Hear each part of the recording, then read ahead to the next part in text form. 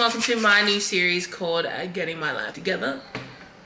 Nah, I'm still trying to figure out what the name is for the series, but we'll go with that for the moment. If you hear some noise in the background, it's just Sam prepping some of our food for the week, so just ignore that. I got a DEXA scan about 5 weeks ago that I will go over at the end of this video, but I just want to kind of briefly talk about my journey so far and kind of how we ended up here. Okay, so I'm currently at the biggest I've ever been. Even in my pregnancies, I've had 9 to almost 10-pound babies. Even then, at full term of pregnancy, I weigh less than what I currently weigh now. I'm just so uncomfortable at the weight that I'm at, and I just want to do something about it. I'm stuck in this survival loop of just getting by, and I'm not being intentional with anything. I've just gotten to the point where I feel sick even just going for a walk because, well, I think 1, stress, and 2, just because of the way that I've been eating. As far back as I can remember, I've always been overweight. Well, actually, I've always felt like I was overweight. Looking back, I wasn't overweight at all. It was just something that I was conditioned to believe, and that's because of the media and my surroundings. I remember being in grade, like primary school, probably like 6, 7. I would wear this baggy yellow jumper every single day, and I live in Australia, so it's scorching hot, especially in summer. And even in summer, I would rather be uncomfortable sweating than uncomfortable walking around in the body that I was in. I was constantly being put down. I'm talking vile things came out of this person's mouth every single day, and this was happening, yeah, as far back as I can remember, and even further back, because family would tell me like, this person's been like that since this time, and I don't think it's something that, well, a child really should be hearing. Anyways, vile things would come out of this person's mouth every day. I'm talking, you're fat, you're at like such a young age, crazy, you're crazy because this person was in fact also the same color as me. I was unlovable. No one will ever see me in any other way than disgust, because this is how this person genuinely felt about me. And I guess when you hear something often about yourself, I'm talking every single day up until I left home, you start to internalize it and you believe it yourself. Something one person thought of me became what I thought about myself. So with years of criticism that turned into my belief system, I left school, got a job, joined the gym. I think I was about 17, and the obsession to lose weight started. You know, it's actually crazy looking back, because at 17, I was not the things that I used to think of myself. I wasn't skinny, but I was healthy. I was fit, even if I didn't fit the mold of what society had painted it to look like, which was skinny. I had muscle, and that's back 14, 15 years ago, when the beauty standard was to be skinny. Yeah, I just had a lot more muscle than the average girl, but that's because I'm smelling. Duh. We're not seeing the water. That was just my body, and there was just no way. Even if I ate like the Europeans, I would never look like the Europeans, because that is not in my DNA to be built like that. And that's something I didn't understand back then, which I totally understand now. So looking back, I wasn't actually as big as media and people would tell me I was. Despite being healthy though, I went on extreme diets, cut out food groups. My calories were so low that toddlers were recommended to eat more. Crazy how I even functioned off of such low calories. My mindset at the time was, if I eat less and do more cardio, I would lose the weight. Not knowing that that way of thinking quite literally was the start of an unhealthy cycle. So as you do when you're on these diets and you're basically starving yourself, you lose the weight, but you come off the diet, you gain weight, but now plus some, because you've just ruined your metabolism, and now you're engorging because you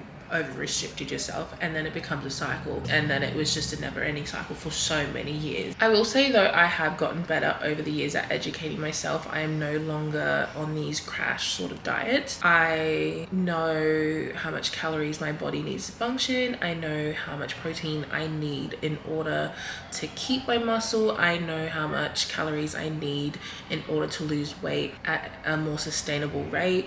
I know all these things now, yet I'm still here restarting my journey for the 157th millionth, I don't even know how many times. I think my childhood played a heavy part in the way that I look at myself. I think I really internalized all the things that were said to me, and I took that on. It became my internal dialogue, and it became my belief system. Every criticism, every put down is quite literally embedded in my brain, so much so that I operate at that level. So everything I did in my journey, especially at the start, was externally. It was more so fixing the outside, and there was no emphasis on what was going on internally for me. I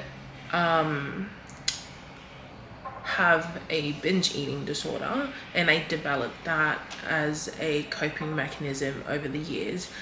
I used to think that my binging was triggered from over restriction, but even when I'm not restricting myself, I still find myself binging. And I realized it was a way to cope with stress. I would use food to change the state of mind that I was in. So whenever I was going through a hard time, which seems to be a lot, especially lately, I would turn to food, because chocolate and sweets and all those things would give me that instant pick me up. But then what I find is that, yes, it does take me out of that state of sadness into a state of, well, really it's like a dopamine hit, isn't it, because of all the sugars that you're eating. But then what I find immediately after is that I feel guilt. So I'll go from being sad to feeling a rush of goodness, and then every high is a low, I guess, and then I'm sitting in guilt and shame, and then it just triggers further emotional eating, because then you feel crap and then you want to pick me up again, and then you go to the quickest way possible, and for me, yes, it's food. So yeah, the big focus over the years have always been what I look like on the outside, and not really focusing on the root cause. And I think the root cause is how I see myself. Reflecting on my journey in the last 15 years, I know that something isn't working. So I think what's going to be different this time around is that my whole focus isn't on counting macros, although eventually I would like to tweak things along the way, and I will at some point count macros. But I think the main focus is to just build better habits. So habit stacking, so that it doesn't become this sort of challenge, and it's more so a lifestyle change. I will be posting weekly, that is the goal. And if I don't, you know that I am just drowning in these next coming weeks. I think the first week, my main focus is to just be eating intuitively and making better choices around food. And then the following week I'll add in gym, and then the following week I would hope that it would just be better and better and better. Okay, so what did I do last week that I could do better? So that's kind of how I would like things to go. I did get a DEXA, I keep calling it DEXA. It's not called a DEXA scan, it's called a DEXA scan. Still not even saying it right. But I got that scan about 5 weeks ago, so on the 22nd of August, which I am going to put up on this screen right now. I've definitely gained weight since then, but this is probably the most accurate scan you can get, and it's a starting point. I started off at 127 kilos. I actually think I'm sitting at about 130 plus, but we'll see when we go back to the gym. I'm 127.7 kilos. I'm sitting at about 55 point, let's just round it out to 55.8 kilograms of fat, and 69 points rounded out to 69.3 kilos of me is muscle. I'll put a photo up of the scan where you can see in the yellow it's my fat and where it's on my body, and the red is where my muscle is at. The goal is to slowly chip away at the yellow and keep as much of the red as possible. That's where we're at. There's no end date, as it's a journey and not a challenge, which honestly is where I go wrong. I go on all these challenges, and then I have these unrealistic goals for myself, and then if I don't live up to these standards I've put for myself, then I stress myself out, and then you know how I deal with stress, which is not good. I think once I build better habits, then I might challenge myself, but for right now, my focus right now is to build a stronger mind and healthier habits that stick, and that becomes a lifestyle as opposed to something that we're just doing for 12 weeks and then not, you know? So that's pretty much it. If you want to follow along, I will try and post weekly. There's a big emphasis on the word try here because, you know, life's life. If you have any questions, don't be afraid to ask them. I'll try and answer them as I go throughout my week when I vlog. Other than that, thanks. I'll see you guys during the week. You still tired.